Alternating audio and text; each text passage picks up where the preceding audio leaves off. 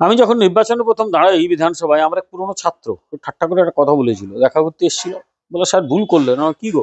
বলে, বিধানসভায় কেন দাঁড়ালেন? কেন? না স্যার, একটু ঠাট্টা করবে, রাগ করবেন না তো? আমারও অনেক বয়স হয়ে গেছে। বলো, অসুবিধা কিছু নেই। বলে, স্যার এই কাউন্সিলর হয়ে যান। কেন? না, টাকা হেঁটে হেঁটে আপনার বাড়ি আসবে, আপনি কেন বিধানসভায় দাঁড়াতে গেলেন? ক পয়সা পাবেন। তাই নাকি? বলে, ও বলে দিল এই পথে টাকা আসবে, সুতরাং এই পথেই টাকা আসে, তাই বাড়ি উঠবে, বাড়ি হেলে যাবে, বাড়ির মধ্যে ছাড় হবে না। যেখানে চারতলা বাড়ি তৈরি কর, তার সাততলা বাড়ি তৈরি হবে। তারপরে যদি কখনো আগুন লাগে, আগুনে সব ভস্মীভূত হবে। সবকিছুর মধ্যে দ্য মানি হুইচ ম্যাটার্স, টাকা। এখানে টাকা পয়সার জন্য সবকিছু হয়, সবকিছু হবে। আর কি করা যাবে? এগুলোই চলে, এগুলোই চলবে, কিচ্ছু করার নেই। কারণ দেশে যদি শৃঙ্খলা না থাকে, সিস্টেমটা যদি ঠিক মতো না চলে, তাহলে এই ঘটনাই ঘটবে। এখন তো এই যে বলে লুটে পুটে খাওয়ার রাজত্ব চলছে, সবাই পাচ্ছে, যা পারি লুটে নি। কারণ যদি সত্যি বদলে যায়, তাহলে তো লোটার সময় হবে না। যে পাচ্ছে লুটে নিচ্ছে, তাই বাড়ি হেলবে, বাড়ি ভাঙবে, মানুষ শেষ কপর্দক দিয়ে বাড়ি কিনবে, তারপর বাড়ি ভেঙে পড়বে। আমরাও ফ্ল্যাট কিনেছি, কোনোদিন দেখবো বাড়িটা, ফ্ল্যাটটা হয়তো উল্টে গেল, আমাদের শেষ কপর্দক চলে যাবে যারা সৎভাবে থাকি আমরা। আমরা তো মানে সর্বনাশ সব মানে সর্বনাশ হওয়ার জন্য মানুষ মুখিয়ে আছে, আর কিছু লোক সেটা নিয়ে পকেট ভরার জন্য মুখিয়ে আছে। তারপর দেখবে কত বড় বড় লম্বা লম্বা লেকচার মারবে, তার জন্য নাকি পুরসভা দায়ী নয়, এই সবকিছু যেন ভগবান দায়ী। ভগবান একেবারে, সব ভগবানবাদী আমরা যুগে বাস করছি। কিন্তু ফিরাজ হাকিম তিনি বলছে যে আমি অ্যাকশন নেওয়ার কথা বলেছি, বিভিন্ন রকম পদক্ষেপ নেওয়ার কথা বলেছি, তারপরেও কি করে এরকম হচ্ছে? না, উনি আজীবন বলেই যাবেন। উনি কারণ যোগ্য দলে যোগ্য ব্যক্তি তো। এ বলে না, আমরা তো পুলিশকে বলেছি এই অ্যাকশন নাও, পুলিশ কেন নিচ্ছে না? তারপর নানা রকম লেকচার ফেকচার মেরে বাড়ি যাওয়ার পরে পুলিশ আবার একই কাণ্ড শুরু করলো। কখনো বলা হয়, এই যে কাউন্সিলর, তোমাকে না ছুঁয়ে তো একটা বাড়ি ওখানে ওঠে না, তুমি কি করছো আমি জানি। তারপর সে কাউন্সিলর পরের দিন গিয়ে আবার ঘুষ নেওয়া শুরু করলো। এগুলো চলে এবং তারপরে এগুলো চলবে। তো সেই দলেরই তো যোগ্য ব্যক্তি ইনি, তো ইনি তো সে একই কথা বলে, ওনার কথা শোনে না। তাহলে প্রশ্ন তো, উনি ওই জায়গায় কি করতে রয়েছেন, কি ওখানে কাজ করছেন উনি, আমি জানি না সত্যি। এদের নিয়ে বেশি না কথা বলাই ভালো। আমরা খুব বাজে কিছু লোকের হাতে পড়ে গেছি, খুব আমাদেরও ভুল হয়েছে। কারণ সিপিএম অতি খারাপ ছিল, সিপিএম বিরুদ্ধে লড়াই করেছিল, সেই লড়াইকে সমর্থন করেছিলাম, তার মূল্য আমাদের চোখাতে হচ্ছে। কি করা যাবে? সেই পাপ করেছি, তো পাপের প্রায়শ্চিত্ত করতে হচ্ছে। এর সলিউশন কি? কি বলবেন? এই পুরসভার একের পর এক বাড়ি ভেঙে সলিউশন একটাই, পশ্চিমবাংলা থেকে সরকারকে সরিয়ে দাও। এই দলটা পশ্চিমবাংলা থেকে সরে যাবে, দিলে দল বলে কিচ্ছু থাকবে না, ওটা উঠে উঠে যাবে। পশ্চিমবাংলায় ভারতীয় জনতা পার্টি যদি ক্ষমতায় আসে, অনেক ওরকম কড়া মানে বদমাস লোককে বিজেপি ডিট করে দিয়েছে। উত্তরপ্রদেশ গেলে বুঝতে পারবে, মহারাষ্ট্র গেলে বুঝতে পারবে ডেভেলপমেন্ট কাকে বলে, এবং এই সমস্ত বদলোকগুলোকে সিধে করে দেওয়া কাকে বলে। বিহারে নীতিশ কুমার, লালু প্রসাদের জমানা যে ক্রিমিনাল গুলোকে জেলে পুরেছিল, এবং বিজেপি থেকে সমর্থন করে বলেছিল তোমাকে প্রথম কাজ হচ্ছে এটা করা, সেটা করে দেখিয়েছিল নীতিশ কুমার। মাঝখানে পথ ভুলে অন্য পথে গিয়েছিল, আবার চলে এসছে। কারণ বুঝে যাচ্ছে যে বিজেপি ছাড়া ঠিক রাস্তায় যাওয়ার লোক নেই। ফলে বিজেপি যেদিন আসবে, সেদিন পশ্চিমবাংলাকে সিধে করে দেবে, তুমি বলতে পারি। কিন্তু পশ্চিমবাংলাকে সিধে করা মানে আমি রাজ্যকে জব্দ করার কথা বলছি না, এই সমস্ত ক্রিমিনাল বদমাইশ গুলোকে সিধে করা হবে, যেটা যোগী আদিত্যনাথ করে দেখিয়েছেন।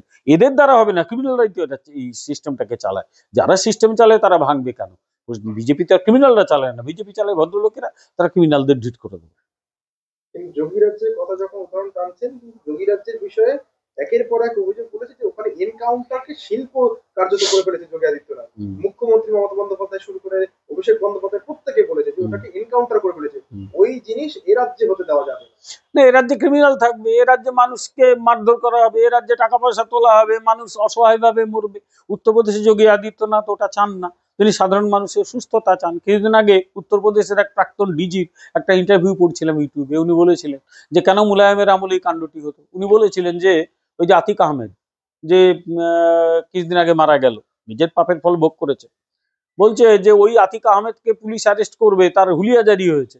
আর সভাতে মুলায়ম সিং যাদব, তার পাশে আতিক আহমেদ, এবং মুলায়ম সিং বলছে এই আতিক, এ হচ্ছে গঙ্গার মতো পবিত্র। বলে তারপর কোন পুলিশের হিম্মত হবে আতিককে ধরা?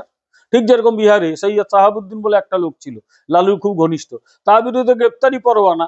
লালু মেয়ের বিয়েতে দিব্যি কয়েকশো গাড়ি নিয়ে ঢুকলো, আর পুলিশের সেখান থেকে হাওয়া হয়ে গেল ওকে দেখে। এরকম সিস্টেম চলতো। বিজেপি এলে সিস্টেম চলবে না, নিশ্চিন্ত থাকতে পারে। যারা সাধারণ মানুষের দিকে আঙুল তোলে, সাধারণ মানুষের ক্ষতি করে, তার ঠাঁই জেলে।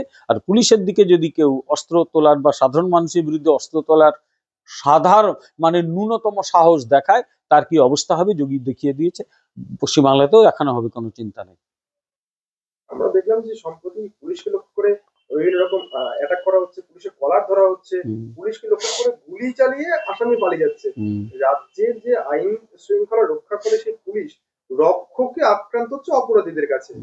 কি দেখবেন এটাকে? না, এর আগে তো দেখেছি পুলিশ ফাইল দিয়ে মাথায় মার আটকাচ্ছে। অবশ্য আমি সেই ছবিতে পুলিশের মাথায় ফাইল লেগেছি, কেউ মারতে আসছে ওটা দেখিনি, মানে মারতে আসার নাম করে পুলিশ মাথায় ফাইল চাপা দিয়ে দিয়েছিল কেন জানি না। আমাকে অনেকে জিজ্ঞেস করেছিল, আচ্ছা পুলিশ তো মাথায় ফাইল নিয়ে খাটের তলায় ঢুকে পড়েছে, পাশাপাশি একটা মারতে এসছে এমন লোককে তো লাঠি হাতে দেখলাম না, তা পুলিশ কার বিরুদ্ধে ফাইল মাথায় দিয়েছিল? এই হচ্ছে সাহসী পুলিশ। তারপর এক থানা থেকে পুলিশ কর্মীকে কলার ধরে বার করে মারতে মারতে পিটিয়ে বার করলো, কিচ্ছু করেনি পুলিশ। টিকিয়াপাড়াতে পুলিশকে এমন মার মারলো, পুলিশকে মেরে রাস্তায় ফেলে দিল। কিছুদিন আগে পুলিশের কলার ধরে মারতে মারতে নিয়ে গেল ক্রিমিনালরা। ফলে এখানে পুলিশের এই হাল দাঁড়িয়েছে আর কি। আর এখানে বলা হয় নাকি এখানে এনকাউন্টার হয় না, আরে এনকাউন্টার করতে হয় নাকি? পুলিশের দিকে আক্রমণ করলে পুলিশ পাল্টা আক্রমণ করে, তাতে আসামি যদি পুলিশকে আক্রমণ করে মারা যেতে পারে। ব্যাপার হচ্ছে যে পুলিশকে তাকে তার মর্যাদা বুঝিয়ে দিতে হবে, যে তুমি মর্যাদার জায়গায় রয়েছো, সমাজের মানুষ তোমাকে দেখে শেখে। পুলিশ যদি সাধারণ ক্রিমিনালরা তোমার কলার ধরে মারে, তাহলে সাধারণ মানুষের কাছে বার্তাটা বাজে যায়। কে কাকে বোঝাবে? এই যারা রাজ্য চালাচ্ছে তাদের মাথায় বোঝানোর মতো স্পেস রয়েছে? নেই তো। ফলে তারা যেমনি পুলিশে তেমনি হয়েছে, আর কি করবে। কিন্তু এই পুলিশে কিন্তু একের পর এক রাজ্যে ঘটে যাওয়া ধর্ষণের কাণ্ডে অপরাধীদের ধরে নিম্ন আদালতে ফাঁসির সাজা পর্যন্ত করিয়েছে, এমনটাই সাধুবাদ দিয়েছেন মুখ্যমন্ত্রী মমতা বন্দ্যোপাধ্যায়। উল্টো দিকে আরজিকর কাণ্ডে সিবিআই কে নিশানা করে তিনি বলেছে, আমাদের রাজ্য পুলিশ প্রমাণ করে দিল যে ধর্ষণ কাণ্ডে তদন্ত কত দ্রুত করে সাজা পাইয়ে দিতে পারে। তাহলে আপনি বলছেন যে পুলিশ। হ্যাঁ, তার আগে আমার প্রশ্ন, তাহলে আরজি করে মহিলার দেহটি পুড়িয়ে দেওয়া হলো কেন? সেই উত্তরটা আগে দিই। কেন তার দেহ যুদ্ধকালীন তৎপরতায় পুড়িয়ে দেওয়া হলো? কেন স্থানীয় জনপ্রতিনিধিরা একেবারে যেন তার বাবা মার কষ্ট নেই, ওদের মানে কষ্ট নিশ্চয়ই আছে, কিন্তু এরা যেন তার ওপরে গিয়ে তাকে নিয়ে নিজের পয়সা দিয়ে পুড়িয়ে দিল কেন? কারণটা কি? কারণ একটাই, প্রমাণ লোপাট করা। প্রমাণ লোপাট হলে কি ফাঁসি দেওয়া যায় নাকি?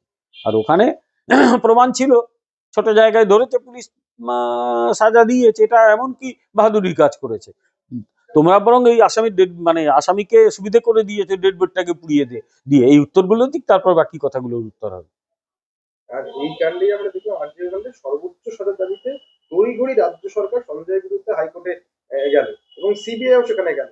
এবং এখানে প্রশ্ন হচ্ছে যে সিবিআই তদন্ত নিয়ে যেমনটা প্রশ্ন উঠেছে, আমরা এর আগে একাধিকবার দেখেছি কেন্দ্র তদন্তকারী সংস্থা এরকম তদন্ত কি করে করে, সেই দিকে আপনাদের বিরুদ্ধে একটা কোথাও একটা সেটিং তত্ত্ব রাজ্য এবং কেন্দ্রের সেটিং তত্ত্ব কিন্তু সামনে আনছে অনেক বিরোধীরা। এগুলো অশিক্ষিত ভাবনা, ওগুলো বিশেষত সিপিএম কংগ্রেস যে কথাগুলো বলে, সিপিএম নিজেই সেটিং করে। তার কারণ হচ্ছে এবারে তুমি লোকসভা নির্বাচন দেখবে, এই দমদমই দেখুন 2.5 লক্ষ ভোট কেটে তৃণমূলকে জিতিয়েছে। ওরা 2.5 পেয়েছে আর তৃণমূল জিতেছে 70,000 ভোটে। তার একটা অংশ বিজেপির দিকে এলে বিজেপি জিতে যেত। সুতরাং সেটিং ওরা করে, সিপিএমই করে, ইন্ডিজোটের পার্টনার ওরা। তো ওখানে পাটনায় বসে কফি খায়, ব্যাঙ্গালোরে বসে চা খায়, আর কলকাতায় এসে সেটিং করে। আর সিপিএম জানে জীবনে জিততে পারবে না, তার চেয়ে বরং বিজেপি না আসুক, তৃণমূল থাকুক, তাহলে কিছু হলেও রাজনীতি করার আশা আছে। বিজেপি করলেও তো ওদের একেবারে স্বর্গে পাঠিয়ে দেবে, মেরে ধরে নয়, মানুষ ওদের ছুঁয়েও দেখবে না।